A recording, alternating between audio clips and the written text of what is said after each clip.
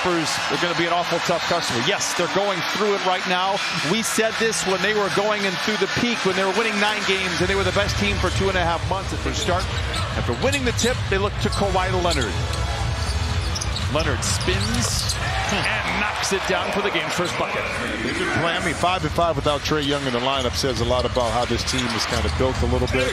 Different guys playing different roles, and Clint Capella's always been a problem on the offensive glass. What a pass by Harden to Leonard. Saunters into the lane, just lobs it up gently. Not there. Rebound goes to Zoo. Clippers get the extended possession. Kawhi Leonard for 3. This might be a game. They were down their top 2 point guards as Krejci goes inside, gives to Bogdanovich, lobs it up, but not in. Rebound mistimed, then timed perfectly by Capella for the stuff.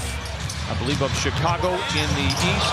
Shot and block, recovered by Johnson. 2-man game with Murray. They lob it back to Johnson. What a pass, what a finish. Krejci lobs it up, but not in. Was that in between like a pass and a shot? And the rebound works its way in the corner to Jalen Johnson, who knocks down to 3. The level which they thought it would be based on paper. Individually, they have had good seasons that have not equated into wins. Kawhi Leonard is going to score almost every point for the Clippers. He's got 10 of the 12. Clippers by 1. Johnson comes away with the rebound for Atlanta. If you didn't see the game in Chicago, Paul George was 11 of 12 from the field. Murray with a 3 and a timeout for the Clippers. I'm telling you, man, that's some Larry Bird stuff right there. I will say, as talented as Kyrie is, he's not the trash talker that Larry Bird is. That is for sure. George coming off the screen, curling, catching, and connecting, bringing the Clippers to within 1. Nice play out of the timeout. Oh, Jim, that's right in your wheelhouse, though. Sally Jesse, you mean from talk show host. Trent Forrest inside, no. And a finish by Fernando, and he jams it down. It's 21-16 Atlanta. And that's why the offensive rebounds and the putbacks are plentiful. George, the runway is clear. Cocks it back and punches it in. Clippers 7 of 14, Atlanta 9 of 18. By the way, 7 made shots, 5 assists for the Clippers. Hunter inside, counted at a foul. He's talked about the influence that Kawhi had, just showing him how to work, how to be a professional. Forrest inside. They go out on the wing to Hunter for 3. It's good. Big intensity in a situation I don't think he's been familiar with for a while. But he struggled a little bit in New Orleans. He can get his groove right back. Oh, and the all-time leader in corner threes made continues. Because defensively they've locked in, or they knocked in some big shots, and we can see PJ playing that role. Big 3 for Kawhi. Counted and a foul. 16 first quarter points for Leonard. Tice. Now a turnover. A minute gone by in this first quarter. 31-29. Hawks out in front. Bogdanovich for 3 and knocks it in. Fernando comes away with a big rebound inside. Atlanta leads 36-29. Johnson the other way. Reverse layup is good. It is 38-29. Counted on a foul. 2-man game with Tice. Finds an open Terrence Mann in the corner for 3. It's good. A quick 5-0 strike for the Clippers. And they cut the lead down 39-34. Hesitates on the shot. Finds Harden for a straight-on 3. Terrence, take that. I mean, you just knock one in. And then the Clippers get torched defensively. Maybe that's a player who, like a PJ Tucker, has been out of the rotation for some time. Maybe it's one of the more trusted players with that 5, like in the Beats and Zubats. I don't think you can really predict what Tyler will do. At least from cut situations. Slow healer. Yeah, he's not putting enough vitamin E on that thing. You know what I mean? He gotta get the pill, open it up, and actually put the vitamin E on it. I do believe that sometimes the injury situation can help the team long term. Again, Plumlee went down in early November. You find Daniel Tice in Atlanta. Hard inside, blocked from behind by his one-time teammate Clint Capella in Houston. Murray the other way.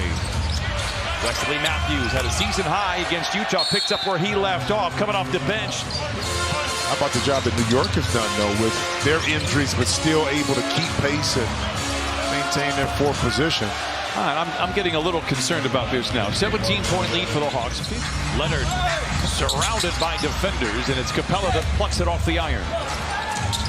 Bogdanovich way too easy there. Wow, it is a 19-point lead for Atlanta. Muster up any kind of rhythm run to end this second quarter for the Clips. Capella gets it to fall. And it started here tonight. That was a handle your business, that you're favored going in against a team struggling, against a team without their best players. You go up against Portland this week. Interception by George with Johnson to beat. What a move by George in the open floor. Able to lay it in. It is 61-44. Well, perhaps that's what he's dealing with right now. Driven off the line by Johnson. Then Johnson loses his footing. Harden finds an open George for three. Book it.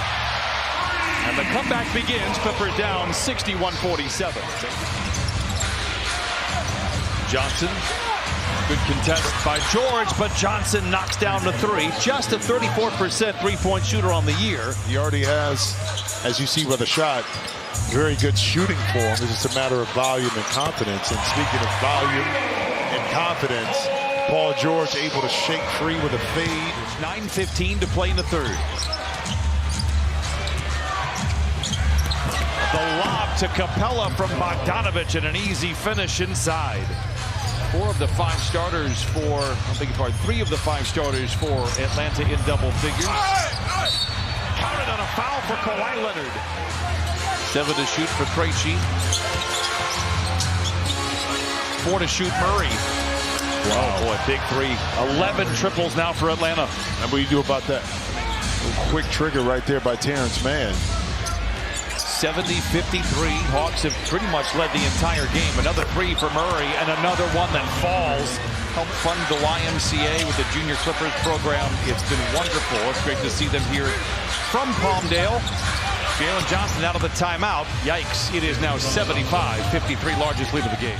The Clippers lost to the Pelicans. They lose the tiebreaker. The Pelicans are leading in their division as well. There is no tiebreaker that favors the Clippers if they are tied with the Pelicans. Coming out of the break, I was expecting the Clippers to be very focused, very nuanced. We haven't seen it yet. And time is wasting. Matthews in the corner for 3. It's good. Strong drive by Hunter inside, high off the window and in. Wow. Forrest.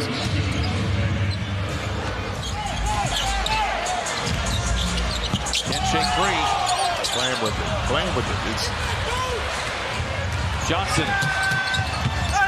Hunter counted and a foul. now everybody's trying to get closer to the basket instead of maintaining the spacing and gaps, because you're not hitting shots a la kind of like what the Hawks have been able to do. Hunter off the bench with 18 on 7 of 10 shooting. Harden counted and a foul. It's his first bucket. Clippers get into the paint on back-to-back possessions there. Fall deep into it.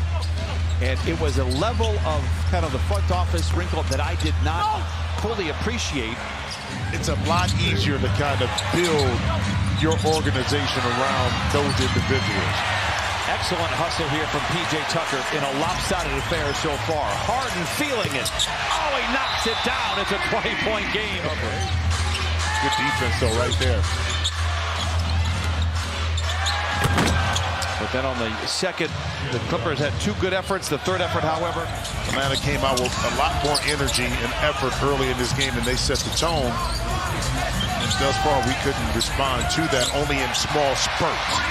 9 points now for Hawkins in the corner for 3. Clippers 11 of 36 from the three-point line. That's 30%. Johnson in the corner for 3, and that might be the dagger. Indeed it is. Boston off the curl, can't get it to fall.